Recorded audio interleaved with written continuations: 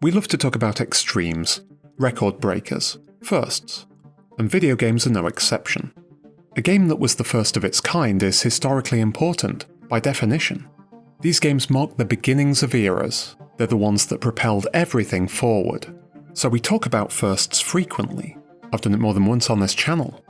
But in my newly appointed role in the video game fact police, I need to sound a note of caution. Because when someone claims that a certain game was the very first to have a certain attribute or do a certain thing, well, it's easy for that statement to be wrong. This is the Guinness Book of Records Gamers Edition from 11 years ago. You might have assumed that a book like this would be a good source of information.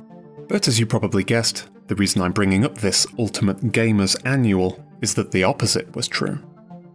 This book lists Metroid's Samus Aran as the first human female video game star, despite antecedents in Ninja Princess, Baraduke, and Barbie. It calls Virtua Fighter the first 3D fighting game. It wasn't even Sega's first. Within its 256 pages, the first basketball video game is named as Atari Basketball, the first RPG with 3D environments as The Bard's Tale, and The Legend of Zelda is designated the first game to allow players to explore an open world. Or take Ready Player One. Both the book and the movie make a plot point from this nugget of video game trivia. That's when you found the first Easter egg ever put in a video game. Yes, Atari Adventure was, for years, host to the earliest known Easter egg in a video game. But by the time the book was published in 2011, that was no longer true. When the movie was released in 2018, it was doubly untrue. And as of this summer, it's triply untrue. I'm not setting out to criticise anyone here. Guinness have corrected most of these errors in later editions, ones that didn't cost 50p in a Salvation Army shop. And Ernest Cline's factual error doesn't make him a bad writer. There are many other reasons for that. What he wrote was probably the accepted truth at the time that he wrote it. My point is that these mistakes are very easy to make, and even when a statement is understood to be correct, there's no guarantee it'll stay that way. The rediscovery of a lost game could push back an important milestone. Now you might think, what's all the fuss about here? These errors are inconsequential, and okay, but a minor mistake is still a mistake. In the worst case, an erroneous claim can take on the status of a widespread myth. Often when the credit is misattributed, the precursors are obscure. Most people haven't heard of Shoplifting Boy for the Commodore PET, so it's no wonder that a lot of people think the first stealth game was Metal Gear 8 years later. It wasn't, but people remember that game fondly, and maybe that makes for a better story. So what's the point here? What am I suggesting? Well, when someone says a game was the first of its kind, what they probably mean is the earliest I could find. Statements of that nature should, in general, be considered provisional, including, by the way, everything in this video. And we should bear in mind that anytime anyone's looking at early examples, definitions usually get kind of fuzzy, and what qualifies and what doesn't may come down to matters of opinion. For example, what was the first video game in colour? Well, that depends. Does an electromechanical game with a screen qualify? No?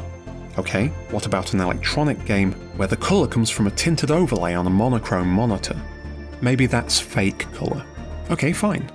Should you count a game that was only produced as a prototype, and that we only know about second-hand? And how do we break a tie between that game and another one developed in the same year, when the specific dates are unknown? What seemed like a straightforward question has a complex answer. But there's another side effect of our fascination with firsts. It contributes to the fact that so much attention is focused on a small percentage of history's games.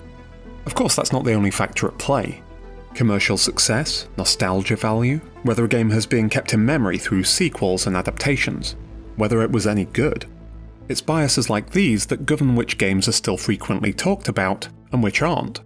They explain why some are still a part of the zeitgeist, while most are rarely brought up. This isn't a bad thing at all. My point is just that, as with anything else, attention is distributed unequally. Prestigious and pioneering games are the subjects of a ton of articles, books, podcasts, and videos, examining them from many angles, analysing them deeply, telling and retelling their origin stories.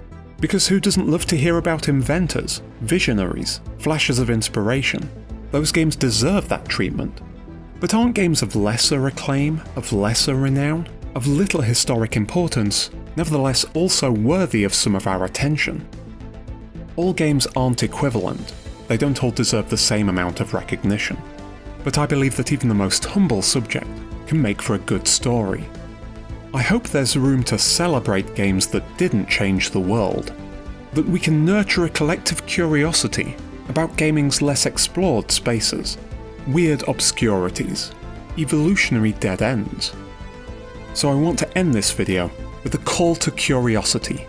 If you don't already do it, I'd encourage you to read some articles about games you've never played, watch Let's Plays of stuff you've never heard of, check out interviews and listen to podcasts about games from genres and platforms and eras that are completely off your radar. There's so much video game history out there, I guarantee you'll find something you enjoy. Besides, if you look hard enough, every game ever made was the first at something.